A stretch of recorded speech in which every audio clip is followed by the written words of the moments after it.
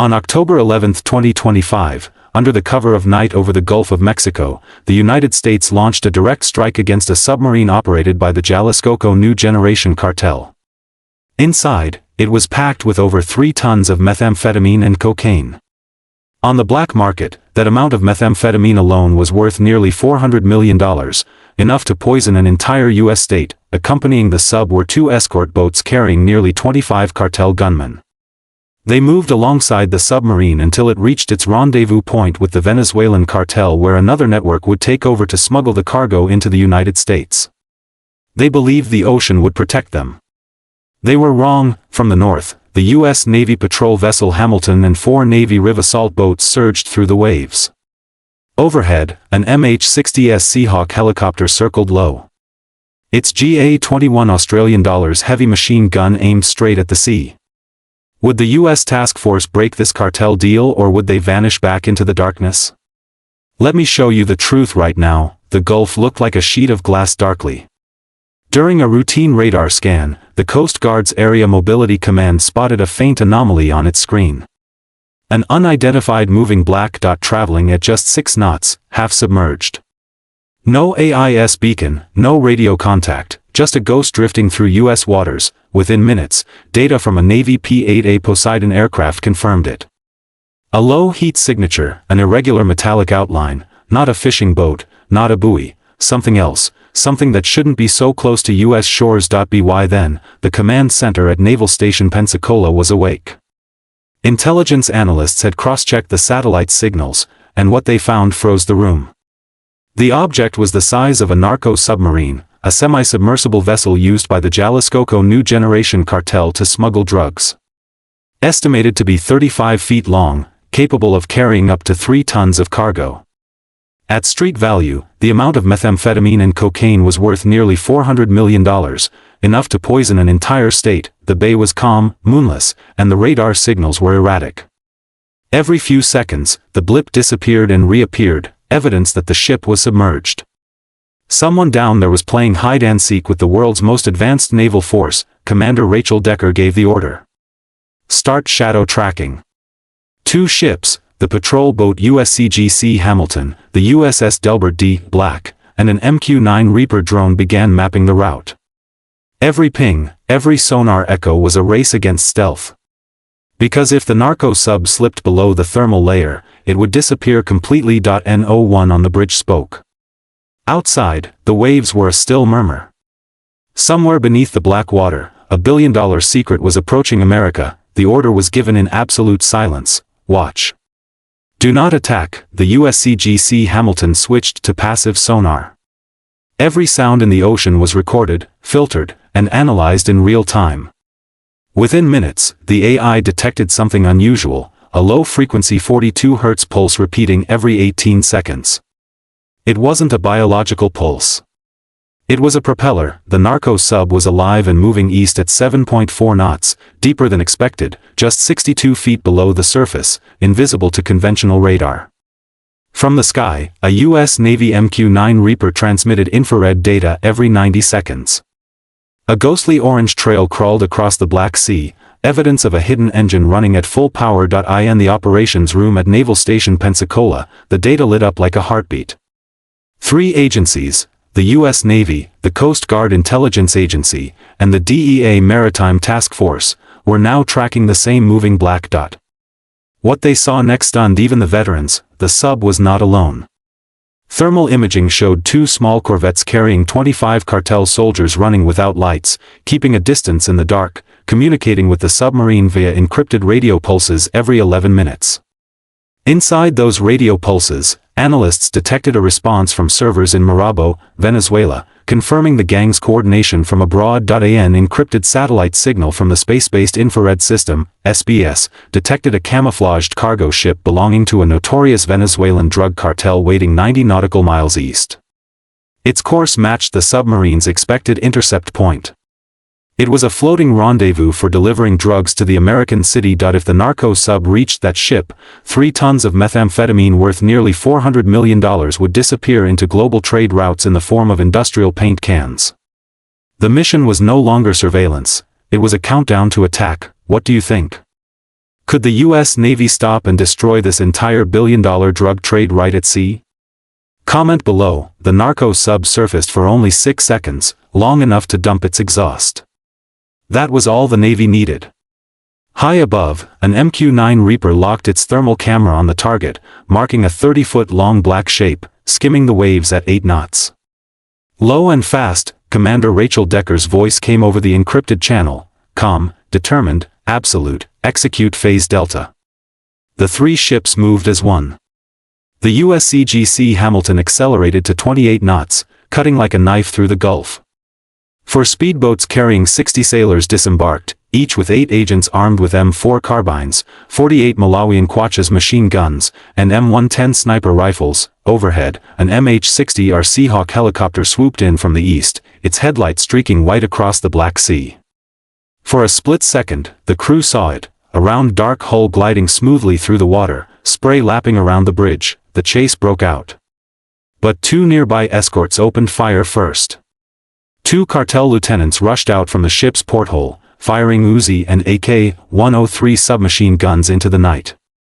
Tracer rounds slashed crimson lines through the darkness. On the Hamilton, Navy gunners returned fire with .50 caliber guns, bursts of fire lighting up the sea like lightning. Above, a Seahawk helicopter banked sharply, its GAU-21 roaring. One of the escorts exploded in a storm of fire, shrapnel, and debris that scattered across the waves. On the Aribs, 12 agents fought against the spray of water as they closed in. They leaped onto the submarine's slippery steel hull, skates on, helmets gleaming in the chaos. "Open them now," someone shouted. The besieging soldiers blew open the trap door. Inside, chaos, chemical fumes, and 2,260 pounds of crystal meth and liquid cocaine sealed in black industrial bags, worth more than $415 million on American streets. The gun battle lasted more than 6 minutes. By the end, 3 smugglers were dead, 5 were captured alive, and 1 American sailor was wounded by shrapnel but still holding his ground. As the sub crippled, its listless roof blazed. Flames spread across the ocean, painting the waves a fiery orange. From the bridge of the Hamilton, Commander Decker spoke softly into the microphone. Even, sure, decisive, target located. Package secured. And in that moment, only the ocean answered, carrying the last echoes of a billion-dollar empire sinking into the dawn. The gun battle was fierce. But the question is, what will happen when the American soldiers set foot on this giant ship? Let's continue to follow. Aboard USCGC Hamilton en route to Pensacola Naval Air Station, the Gulf was still smoldering when the boarding lights came on. What had looked like a crude steel coffin from afar turned out to be a marvel of criminal engineering, a $2.8 million custom-built Narco sub hand-welded in a jungle workshop somewhere along Colombia's Pacific coast. Its entire hull was coated with radar-absorbing paint, the same polymer used on military drones. Every bolt was wrapped in carbon tape to mute sonar echoes. The machine wasn't improvised, it was engineered to disappear. Divers entered through the cracked hatch. The smell of fuel, salt, and burnt chemicals stung the air. Inside the control bay, there were no digital displays, only 3 Soviet-era gauges, a compass, and an improvised throttle. Yet hidden beneath the floorboards, investigators found a lithium-ion battery array weighing nearly 2,000 pounds. Enough to power a small submarine for 600 nautical miles without surfacing. Each cell was stamped with Chinese markings, Shenzhen Dynamics Corporation. The deeper they went, the more horrifying it became. Behind a false wall lay the cargo chamber, sealed steel drums strapped in with nylon belts, still warm from the explosion. Forensics confirmed the payload, 2,240 pounds of methamphetamine and 480 liters of cocaine base. Total street value, $417 million, enough to supply 8.5 million doses, the population of New York City. But the real shock came in the engine compartment. A black box labeled NAV-02 was found wired to the control system, a homemade autopilot module connected to an encrypted satellite uplink. The coordinates logged inside showed 2 previous routes from Venezuela to Florida in September, meaning this wasn't the first run. It was the third. The crew of the Hamilton stood in silence. The sub wasn't a fluke. It was a prototype, the product of an industrial-scale cartel navy. Intelligence analysts estimated at least 12 identical subs were already in production, each capable of carrying 3 tons of drugs across the Caribbean undetected. When the hatch finally closed, the truth was inescapable: this wasn't a smuggler's craft. It was a weapon. A billion-dollar fleet disguised as shadows, built for a war America didn't yet see coming. At Pensacola Naval Air Station, Florida, the sun rose over the Gulf like nothing had happened. But the men aboard the USCGC Hamilton knew better. The air still smelled of diesel and burnt salt. The captured narco sub, half-submerged and listing, was now chained to the ship's stern, silent proof of what had crawled through U.S. waters in the night. The debrief inside the operations hangar at Pensacola, the numbers hit harder than any gunfire. 1 sub destroyed. 2,260 pounds of narcotics seized. Street value, $415 million, enough to supply over 8 million doses of meth and cocaine. 3 cartel members dead, 5 in custody, and 1 American sailor wounded but alive. But the shock wasn't the battle. It was what came next. When technicians examined the sub's encrypted navigation drive, they uncovered 3 complete route logs, each mapping a different entry point along the Gulf Coast from Tampa Bay to New Orleans. One log dated September 22, 2025, showed a previous mission that had succeeded undetected. If correct, at least 3 tons of drugs had already slipped into the United States. The DEA, Naval Intelligence, and Homeland Security convened a joint briefing. Satellite analysis revealed a disturbing pattern. 12 identical narco subs had launched from hidden docks near Puerto La Cruz, Venezuela, under the protection of a cartel branch backed by corrupt military officers. Each vessel cost about $3 million to build, powered by commercial-grade lithium batteries smuggled through China. Together, the network could move up to 40 tons of narcotics per year, a $5 billion pipeline crossing the Caribbean. As the room fell silent, Commander Rachel Decker looked at the wreckage photo projected on the screen. The charred sub, its hull cracked open like bone. "This isn't smuggling anymore," she said. "It's an arms race underwater."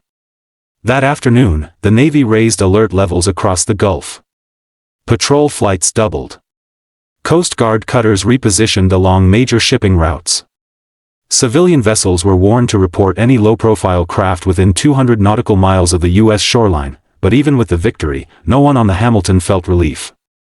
Because every sailor there knew, for every narco sub caught, another was already being built, and beneath the calm, blue surface of the Gulf, the next one was already on its way. By the next morning, the Gulf looked peaceful again. The waves rolled softly under a pale orange sky, and the sea breeze carried no trace of the chaos that had unfolded just a day before. Yet, everyone who had been out there knew the quiet was an illusion. Beneath that surface lay the memory of a battle that would never truly fade. The wreck of the narco sub now rested in 60 feet of water, guarded by Navy divers collecting evidence. From above, it looked like a small shadow on the seabed. But what it represented was massive: a $415 million shipment, a link in a network worth billions, and proof that cartels had evolved beyond borders. They were no longer just smugglers. They were engineers, strategists, and financiers of a new kind of war. In Washington, analysts were already briefing Congress. The phrase Narco Submarine Threat Corridor appeared for the first time in official reports. Plans were drawn to fund new surveillance grids across the Gulf, more drones, more sonar stations, more patrols. But every expert in the room knew the truth: technology could only delay what was already coming. For the sailors of the USCGC Hamilton, victory felt hollow. 1 wounded, 5 prisoners, 3 dead, and a question that none could answer. How many more were still out there? How many nights would end the same way, with fire on the water and silence at dawn? As the ship turned back toward port, Commander Rachel Decker stood on the bridge, watching the horizon. The sea was calm again, almost too calm. She lowered her radio and spoke quietly, not to her crew, but to the ocean itself. "Let them come," she said. "We'll be waiting." And the waves answered in silence, carrying her words into the deep. If you believe America's strength must never be silenced, then show your support. Like this video, share it with others, and subscribe to our channel, because only together can we keep these untold stories alive.